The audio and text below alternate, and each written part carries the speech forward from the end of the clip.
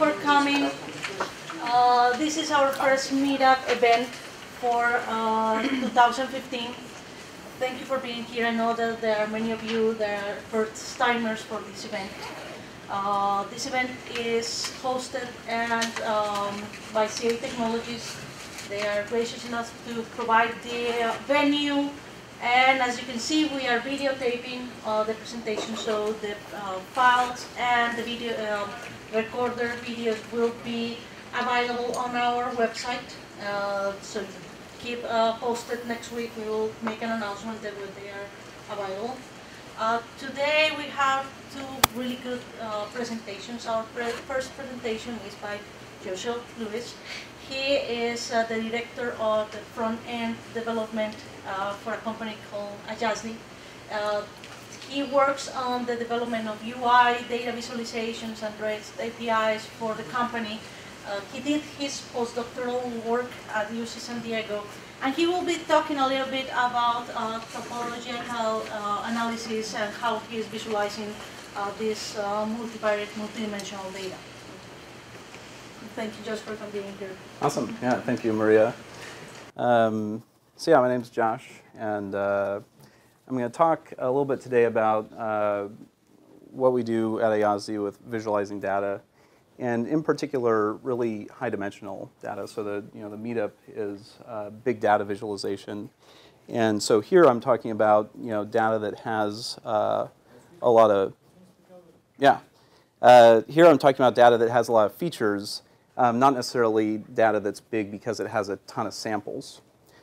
So what are some of the challenges that we run into when data has a lot of features, or how can we get around those challenges? So there are several things that we can do if we have like medium dimensional data, right? Maybe like single digits or maybe low double digits of features. You can do things like parallel coordinate plots like I'm showing here. You could do scatter plot matrices. You could look at taking a traditional scatter plot and then for the points, especially if you have a categorical dimension, encoding that categorical dimension in an additional visual dimension like shape or color. So when you have medium dimensionality of your data set, there's still some room to breathe. But as the number of dimensions gets really large, like say in the hundreds or the thousands, these visualizations don't really scale that well. You can imagine thousands of these vertical axes. And so at that point, you either have to do some sort of feature selection or come up with another approach to keep things manageable. So what are some other easy-ish cases that you can run into with really high-dimensional data? Well, if you know the domain semantics of the data set, which is to say, here I've got a grid of images, and this is kind of a trivial example, but an image as a sample is a really high-dimensional thing. You've got a dimension for each pixel and color channel combo. But we know how to visualize an image sample. We just visualize it as an image, and so we can take a data set that's a bunch of images and visualize them as a grid. And here we can see, okay, roughly this is a data set that's showing groups of things or something along those lines. The other thing that can help you out if you know the domain semantics is you might know what the story is that you're trying to tell, and that's just another way to say that you've got like a good heuristic for feature selection. And if you think about like New York Times visualizations or something like that, they might have really complicated data, but they know the story they're trying to tell. They know how they want to annotate things and so forth. Another example, like slightly less trivial of taking something high dimensional and being able to visualize it as a set, are greebles. They're used in psychology research. There's a bunch of factors that influence their visual appearance. But we know how to visualize an individual greeble. There's a formula for doing that. So if we want to show a set of greebles, we just render a set of greebles. So what about the tough case? The tough case is the domain general case where you don't have medium dimensional data. You have really high dimensional data. You've got hundreds or thousands of dimensions. So what do you do there? What folks have tried to do is to use what are called dimensionality reduction algorithms. And this is a dimensionality reduction algorithm will take some data that's in a high dimensional space and then try to embed it in lower dimensionality. So the most common example is principal components analysis, which will take your data set and project it into a low dimensional subspace that tries to maximize the variance of the data in that subspace, or that subset represents the directions of greatest variance in the original space. You've also got manifold learning algorithms. So to give like a concrete example of what a manifold learner might do is think about this sheet of paper. Roughly this is a two-dimensional object here, this sheet of paper, but we can kind of curl it up, right? And if we sampled points off the surfaces of this sheet of paper, it looked like we were sampling points in three-dimensional space. What a manifold learner will do will find the kind of underlying two-dimensional structure in those points and bring that piece of paper back into 2D. So in general, the manifold learners are looking for low-dimensional structure that's in the high-dimensional space, and then it can bring your data set down. So this slide shows the output of 4 different dimensionality reduction algorithms applied to the same data set. And the thing to note here is that the results are qualitatively like really, really different. And the reason for this is that depending on what algorithm you're using to get down to low D, you're essentially saying something about what structure in the high dimensional space you're trying to preserve when you go to low D, because you're going to lose something. And when you do that, there's going to be a possibility of projection loss. Basically, things that are meaningfully dissimilar based on the task at hand might be projected right on top of one another. So this is kind of the best we can do with high dimensional data where we don't know the domain semantics. Now, what I'm going to do is start talking about topological data analysis. And this is an approach to data analysis that we do at Ayasdi. And it's really a set of mathematical tools for representing the shape of data without needing models for any particular kind of shape. So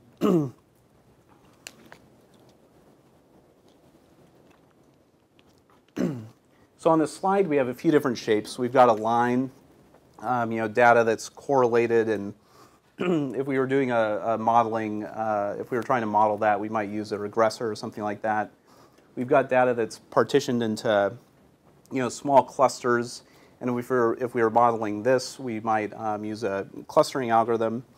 But you might see other shapes like loops or flares. And with the loop, it could be that you're representing temporal information or things that are cyclic in time. And flares might represent, the extremes in a data set, and then, central components. So one approach we could use is to say, okay, well, let's go and look in our data somehow and figure out what structure is there, and then choose the algorithm or choose the model that we want to use to analyze the data set. So we have this notion of shape, right? There are multiple different kinds of shape that can be present in data, in high dimensions. And that might influence the choice of algorithm that we have. But if we could develop a technique for just generally representing shape, then we wouldn't have to worry about this kind of model selection process. And so that's what TDA does, is it provides a general method for representing shape in your data. And that's good, because as it turns out, real data are really diverse, right? So if you look at a real data set, it might have some cyclic structure, some loopy structure. It might have some clustering. And so with TDA, we can solve that general problem. And motivated by this goal of representing shape in a general way, we're going to back into a novel way to visualize high-dimensional data. So let's talk about kind of the very basic building blocks of how TDA can represent shape in a data set. We'll just go through the algorithm. So what we're going to look at is using TDA to create a topological summary or graph from a simple loop. So the first thing that we do is we project the whole data set down onto a line. So there's an initial, you could call it a dimensionality reduction step, where we're projecting onto a single line. And in fact, our algorithm, you could project onto multiple lines, so you can kind of choose the dimensionality that you're embedding down into. So in this case, we're just going to use a projection of just taking the y-coordinate, right? So a linear projection onto the y-coordinate. Once you're in that space, we then bucket up the line. So we take overlapping buckets. We create an open cover on the data points in the new space. And so you can see that in the original space, we've kind of broken up the data set with some repetition, right? Where these, the orange points, the green points, and the blue points are showing up in more than one data bucket. We then go back to the original data space, and we do clustering there. So we've got this bucketing that's driven by the low-dimensional projection, and we do clustering in the what's called the inverse image of that bucketing. So we do clustering in the original data space based on the bucketing in the low dimensions. And then finally, insofar as the clusters share underlying data points, which they will share those underlying points because of the overlap in the buckets, we draw edges between those clusters. So the clusters become nodes, shared points become edges, and you end up with a topological summary of the data set, which we can see here. This loop becomes kind of a hexagonal graph. And so you can do this original projection step in a variety of ways, right? So you could use some sort of density estimation to project onto a line, or you could use something like the first couple dimensions of a PCA embedding, right? So we can build on top of the existing dimensionality reduction algorithm outputs and then do TDA in that context. So how can that help you out? So here we've got a mixtures of Gaussians data set that's originally in 3D. And when you bring it down to 2D, you have what looks like 3 Gaussians. But in fact, in the third dimension, there are really 2 Gaussians that are getting smushed on top of one another by the PCA projection. So there's that projection loss that's occurring. Now, when we use those PCA dimensions as input to the topological data analysis process, because we go back and do the clustering in the original data space, we're not going to be clustering the data points from the 2 Gaussians that are well separated in the original space together. And so what you see in the network summary that we have on the right here is that we have those 2 independent Gaussians, and then those that got projected on top of one another are still able to be distinguished in the network graph. So that's the general approach, and that's how we can be additive on top of traditional unsupervised machine learning techniques and dimensionality reduction. So TDA, based on a set of projections and a metric in the original data space, the metric's what we use for clustering, ways of determining distances between the points, can create these topological summaries of our high-dimensional data. Now, the summaries are dimension-free, so it's just a set of nodes and edges. There's no inherent dimensionality to it. So what we can do, though, is we can use a force layout algorithm to arrange them in 2D space, and with the force layout algorithm, we'll retain features of the data set like clustering or loops because of the nature of the physics there.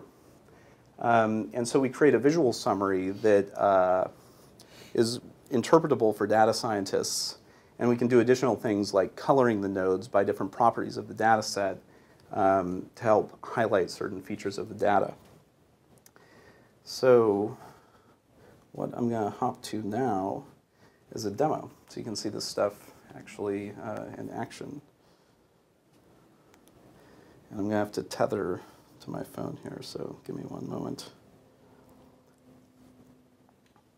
While I'm getting this set up, any questions or thoughts about the technique I was describing there? Trying to grasp what you're saying here, but it sounds like you're starting out with a multi-dimensional data set, say 5 dimensions, and then you're doing this dimension reduction, effectively turning it into a one-dimensional set of points, and then somehow you're also deriving a topological network from that, and that derived network is a two-dimensional network, as I understand. Is that correct? Yeah. So the initial projection, it can be down to 1D, but it can be down to 2D or 3D. We can do multiple of these projections. So it could be like we could start from a traditional like PCA 2D embedding, use those coordinates to do the bucketing in that we're ultimately going to use to drive the clustering.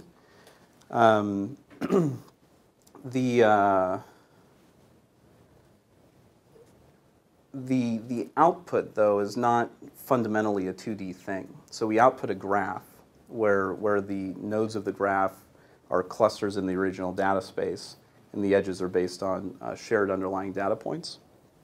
So that thing has no real dimensionality. It's just some object.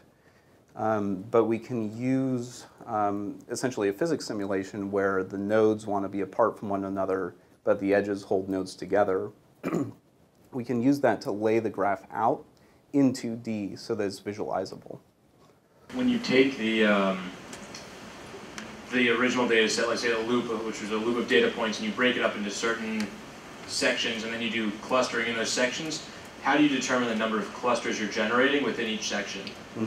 So yeah, there's a couple parameters that are in play here, right? One is like, well, how many segments do you break up into? How much overlap do you have between the segments? And then, like you're saying, how do you like choose K? How do you choose the number of clusters in the original space? So in terms of the number of buckets and the overlap, what we call resolution and gain, one of the benefits of the approach is that it's pretty resilient to variation of those parameters. So if you were to up the number of buckets or fiddle around with the amount of overlap, what you'll generally see is that you're going from a loop that has kind of a bunch of nodes to a loop that has fewer nodes. And like as you up the overlap, you might see kind of like a hairier loop, like with more nodes like in each part of the loop. So that's what's going on with those parameters. In terms of how we do the clustering in the original data space, we use linkage-based clustering, and we basically have a heuristic to decide when to make the cut. So that's something that we don't like do external tweaking with, but we have a heuristic for that. The problem is, how do you capture all of those the complexity of the relationships within the n dimensions when as you project it? And is there any, I don't know, algorithm or some algorithms which allow you to do a better way of discovering those inner layers from the n dimensions? Yeah, so I mean, the kind of general challenge of dimensionality reduction is exactly that. It's like, how do you preserve the important structure as you go down to low D, right? Because it would be impossible to preserve absolutely all of it. So that's where these various algorithms kind of make a choice, right? So PCA is saying, okay, the most important thing for me to preserve is the directions of greatest variability in the data. And something like isomap is saying, the most important thing for me to preserve are the geodesic distances along a manifold. So each algorithm is going to kind of make, draw a line in the sand about what it wants to preserve. So similarly, when we do the lens, what we call the lens selection, the selection of how to project onto the line, that is getting a little bit opinionated about what we want to preserve. But we also have this clustering step, which is a bit of, you can think of it as a hedge or an improvement, right? Because as long as we've defined a good metric on the original data space, as long as we have a good notion of distance in the original space, then that clustering will keep us from kind of artificially conflating two distinct things just based on the projection alone. So that's where kind of some of the fidelity from the original data set comes into the method.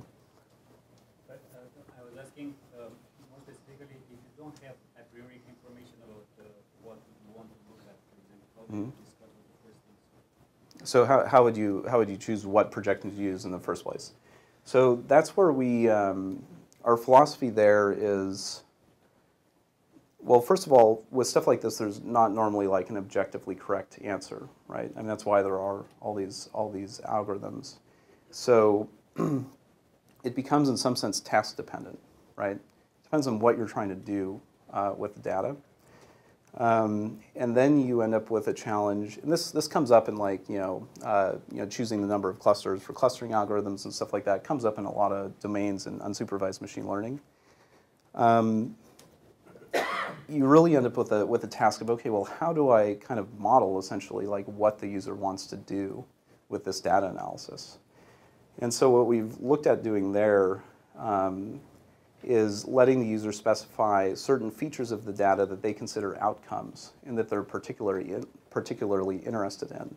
And a big part of what Ayasdi is doing is trying to figure out how to make all of this machine learning infrastructure incredibly fast so that we can generate, hundreds or thousands of these topological summaries. And then if we know the outcomes the user is interested in, for example, a column that might be like clinical classification of like a disease state or something like that. So that would kind of throw a little bit of supervision into the mix in a way. If we know that, then we can look at the summaries that we're generating and choose those that do a good job of localizing that outcome. So we know that the structure that we're generating in the topological summary exists in the original space. So then it becomes a question of finding the right one. And we can use an outcome to do that. Or what we can do is we can look for interesting shape in general. So if we end up with what we kind of derogatorily refer to as a worm, as the topological summary, we know that that's kind of inherently uninteresting because it has no shape to it. And so it's probably not a particularly interesting lens to show the user. So, there are naturally going to be these kind of task-dependent questions that come up when you do unsupervised data analysis. And we want to do some combination of brute forcing our way out of it by being able to calculate a very large number of these things and kind of look at them for interesting features. And also do whatever we can do to solicit from the user hints as to intent and use those hints to show more interesting stuff. And so actually what I'm going to show here, oh, sorry. Quick question. I've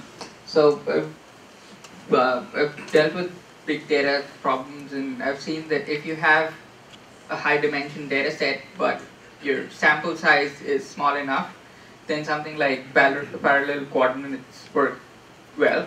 But then if your sample size increases, then your parallel coordinates don't work at some point because of your data size. Yeah, you're just looking like a black wall. Yeah. So then you could do like dimension reduction, you mentioned as like principal component analysis, and then after PCA you can, once you have clusters of data, you could do stuff to like k-means plus or hierarchical clustering, and then you have clusters. But then I saw your diagram had like graphs in the clusters. How do you deduce the relationships between the data points to come up with a graph? Is that inherent to the data, or is that something you do after the clustering? So so how do we generate like the edges in the graph? Yeah. So yeah, just to speak to that first point, so I'm kind of focusing on big data in the sense of like high dimensional data, but there's also this like large sample size problem. And that is tricky. You have to do some summarization at some point. You could imagine a PCA projection where again you're just looking like a black mass, and so that's kind of just in some way it's inefficient. Like a natural thing to do in that situation might be to go to some sort of representation of density, so that you're rendering density as opposed to actual points or something like that. In the case of TDA, we actually get this nice benefit from the clustering, which is that we're not rendering individual points of data to the screen. We're rendering these nodes. These nodes are clusters that can contain potentially millions of data points inside of them. So the summaries themselves are just that, summaries. And as long as we don't go too crazy on the resolution, we end up with something that's not too bad to render, even in the browser. In terms of how we get the edges between the nodes, that's based on shared underlying data. So each node, contains a bag of data points. And because of the way that we do the bucketing, there will be data points that are shared across buckets, which means they'll be shared across nodes. And so if two nodes contain at least one identical underlying data point, then we draw an edge between them. And what does that mean? That means that, so we're clustering in this subset of the data, right? So we do the projection, we do the bucketing, then we go back to the original space, and for just those points in the bucket, we're doing clustering there. So if there's two nodes with an edge, that means that in two different buckets, this point, was clustered in a certain way, and it exists in both these nodes.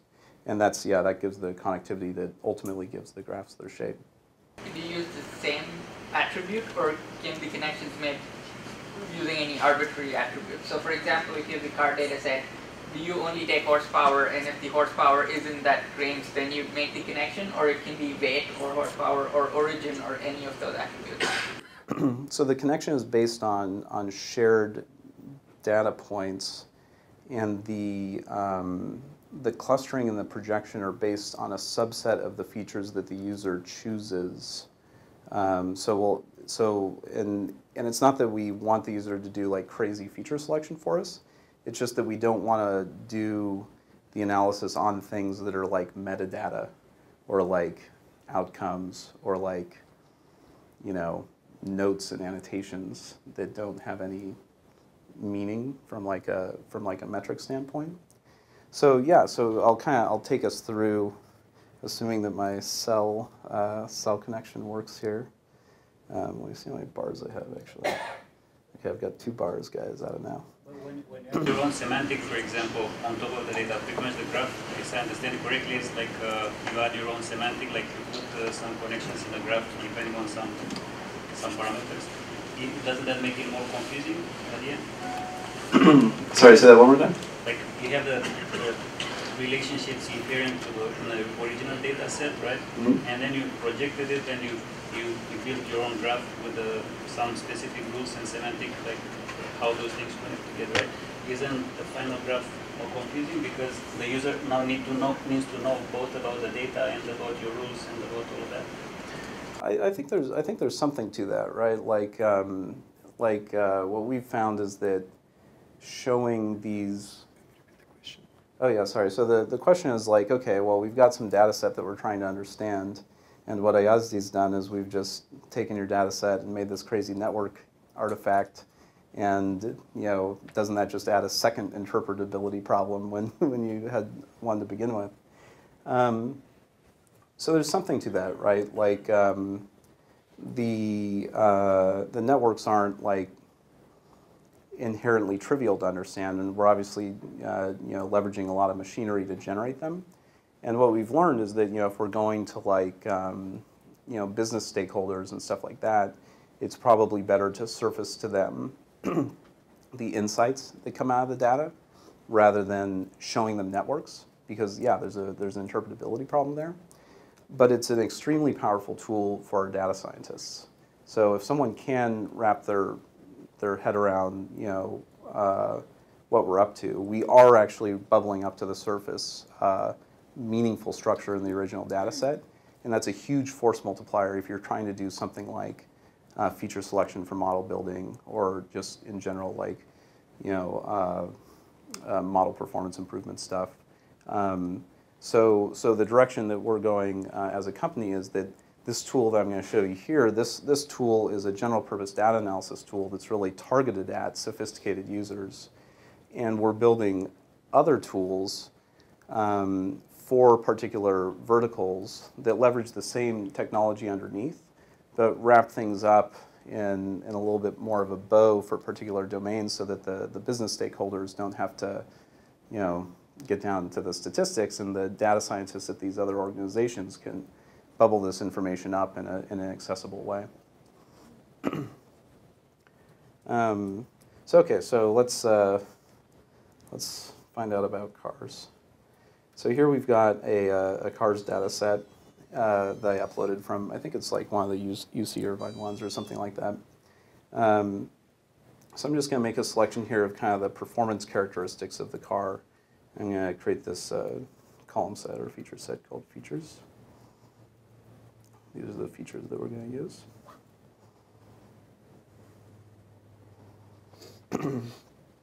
So we're going to go and build up that column set. And this is where we see how my internet does. All right. So I took these performance characteristics of the car. I didn't take things like the model year, the origin code, or the car name. And what I'm going to do is I'm going to create some networks. And this kind of relates to what we were talking about choosing lenses, choosing resolution and gain. There's all this parameterization. What we've done is we've done something that we call quick analysis or quick networks, where you just tell us what the features are. We're going to go and look at the data set and determine a set of parameters for the networks that we think are going to generate interesting topological summaries. So here, we've gone out to the back end and said, okay, for this data set and for this feature set, what kind of networks do you think we should create? And here we're going and processing these things and bringing them back. So we can click here and kind of look through different summaries that we've built. So here's an interesting one. This one is a flare. We were talking about flares earlier, where you've got kind of like extreme data points in a central body. So I'll take you through kind of some of the. So I'm on the front end engineering team, so I'll take a moment to kind of like show off a little bit of the interface here. So we've got this network visualization. We can move it around. We can make selections on the nodes. We can draw selections on the nodes if we want to, like do some sort of unusual selection. We can do fun things like if we've got a selection, we can press this play button and then go and kind of move things around if like things are on top of each other or something like that, and you want to see some more details.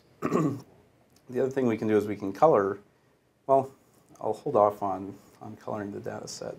So we've got these tools for visualizing the data. We also show there are a couple of default colorings that we use that are just kind of like graph statistics colorings, but we'll get to ways that we can color based on the underlying data to understand more about what's going on with this little histogram here. So what I'm going to do is, the Ayasdi core software has suggested these visualizations, and so I'm going to take some time to figure out, okay, what is it about these structures, like what's going on in these flares here. So let me go back to the rectangular tool and select this. My one-handed typing is going to be a little slow, so bear with me. So I'll just call this like the right flare. So I'm making what we call a node group. I'm noting that there's this group of nodes that's kind of like the right flare. And here's this group of nodes that's kind of like the left flare. I'll show you a fun feature that we're actually removing from the product because we're going to do it a different way, but I think it's pretty cool, which is you can click on this and you go into chainsaw mode where you can delete your existing groups. But okay, so we've generated one of these topological summaries, and now we want to learn something from it about our data set. And so for that we have a feature called comparisons, which is basically just a battery of statistical tests on the sample sets or the row sets that are basically denoted by these node groups. So I'm going to go in here to create a comparison, and I'm going to do the comparison over all the columns, and I'm going to do it with the right flare versus the left flare. I'm going to create this comparison.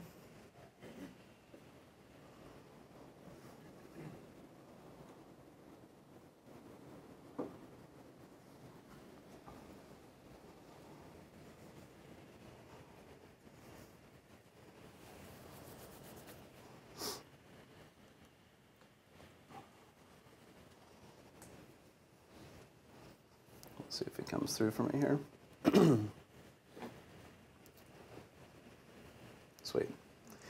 So here we've got a tabular representation of what we've found as distinguishing these two pieces of the network.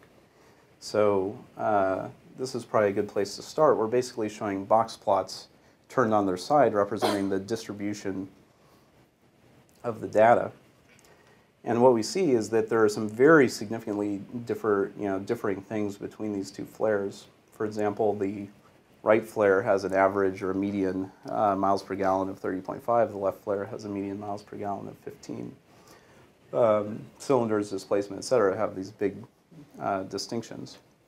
We can also look at categorical data, where we're seeing that there's a very, very strong relationship between cylinders and flares here, where 4 cylinders has a 99.1% representation in the right flare, whereas only a 50.9 representation across the joint. I could use this information to go back to my network, and actually I'll go into column sets. In column sets here we can say, okay, well let's add some of these columns that we want to be able to color by and see those colorings in the network. So let's just take miles per gallon to start.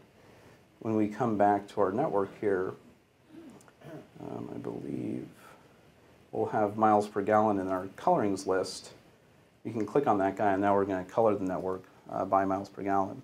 So the one thing that's a little off topic for this part, I normally demo with this cars data set because it's a very kind of understandable data set. Most people think about the characteristics of cars. Where it doesn't really help me rhetorically is it's not actually, it's kind of medium dimensional. It's like 9 dimensions, it's not like a zillion dimensions. But imagine if you had a zillion dimension data set, then the comparison actually becomes quite powerful because it's essentially doing some feature selection for you. Like let's say you know that the outcome that you care about is changing drastically across these flares, then this explain or this comparison will drive to the top those features of the underlying data set that are correlated with that distinction. And so you're basically getting at important features of the data out of potentially thousands of them pretty much automatically just by using the structure in the network. So if we go back here, we can see that, in fact, there is this big distinction between miles per gallon and across the different flares. And in the trunk of the data set, it's much more kind of neutral. So that's just a quick demo of the software that we're building for kind of visualizing and interacting with these network summaries. And yeah, I'm open to answer any additional questions. Is it available for any of us to use? Or? So sadly, this stuff it's not like, you kind of have to have a relationship with Ayasdi to log on and use it. We do have an academic access program. So if you're, we work with a lot of like medical researchers, like at UCSF, at Mount Sinai. So if you're doing academic research, you can get basically like a free license to use it for a few months and try applying it to your data. We've co-published some papers with folks. If you're an enterprise user, then that's where we're going to try to sell this stuff to you.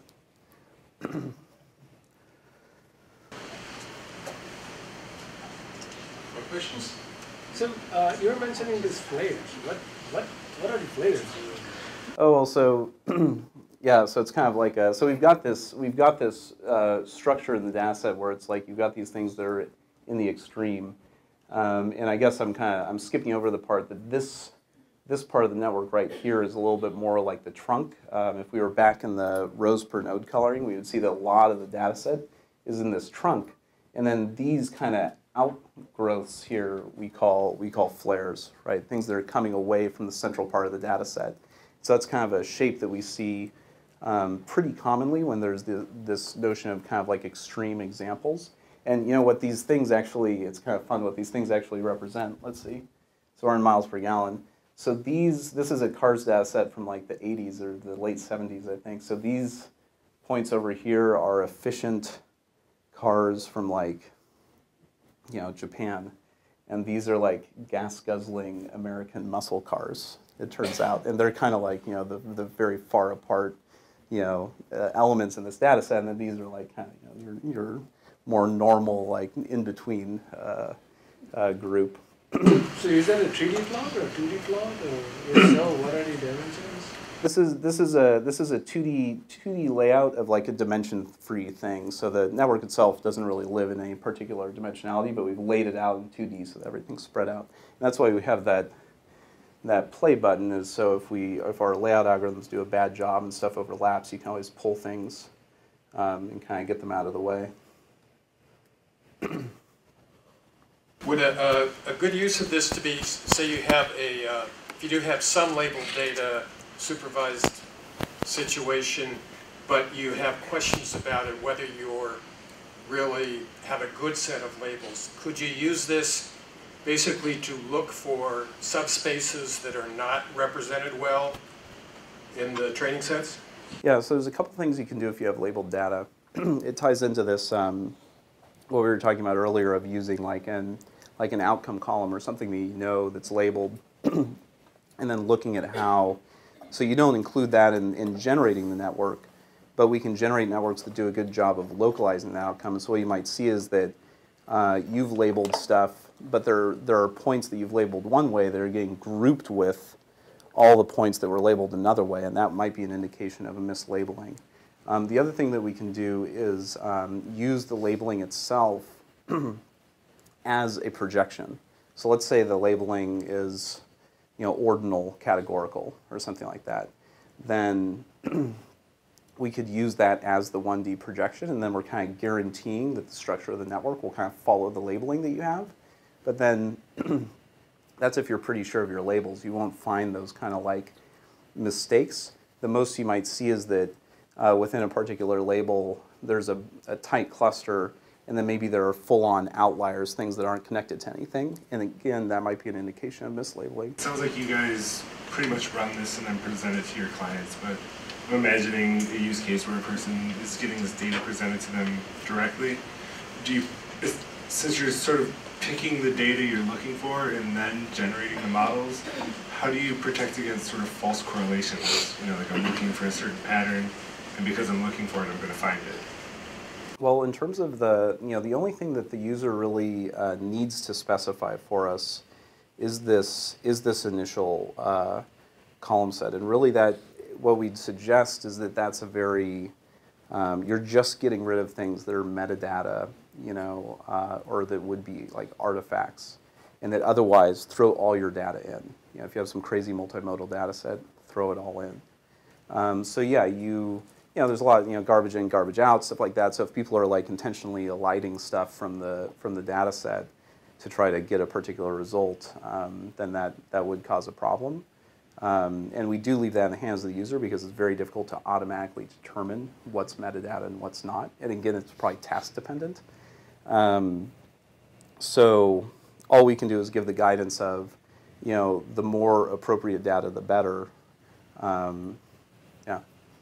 So you showed one of the charts that, one of the kind of charts that your application can produce, right? It's a flare chart. Mm-hmm. So it's basically giving you information on outliers or extremities, saying which are best performing MPG-wise, which are worst performing MPG-wise, right? Mm-hmm. But you have a lot of other charts there, like this loop, this cluster. Mm-hmm. Can you give insights that one, like probably using this car example or some other example, saying what kind of insights can one get from this information, like from these kind of charts? So yeah, I guess what I'd say for that, in terms of the kinds of structures that you see in the networks, it's going to be somewhat dependent on, you know, the lens choice and so forth, and that's why we go to some length to try to choose those well on behalf of the user so that you get the perspective on the data that are useful. So here we've got this flare. Here's a network built on the same data set that's showing some really strong clustering. I'm coloring by miles per gallon again. We're seeing that there's some correlation between the clusters at MPG. So the goal is for the software to be able to represent any combination of shapes. And so here I've basically got these examples that are kind of like, this is a clustery one, the other one's a flary one. If I pop back over to the presentation, forget the source data set for this guy.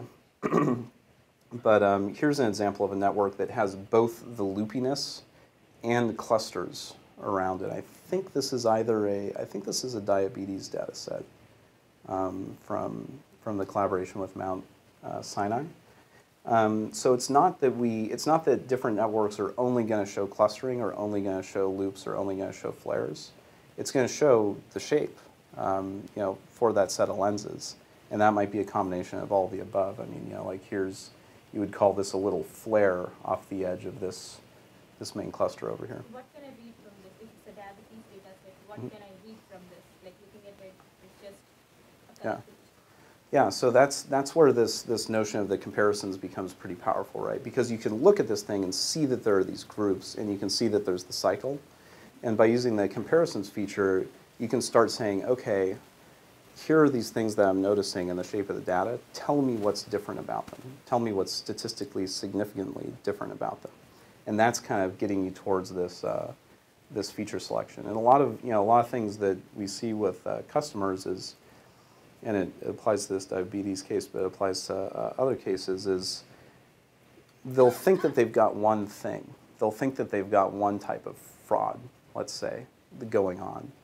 And when they bring their data into one of our networks and then they color by their fraud measure, right? Maybe they've done some of the semi-supervised stuff where they've kind of categorized some things as being fraud or not. When they color by that, they see that fraud is actually being localized in multiple parts around the network. And then they can say, okay, well, what's different about these occurrences of fraud? They learn that there's really multiple kinds, multiple subclassifications of fraud going on, and maybe they were only aware of one. And so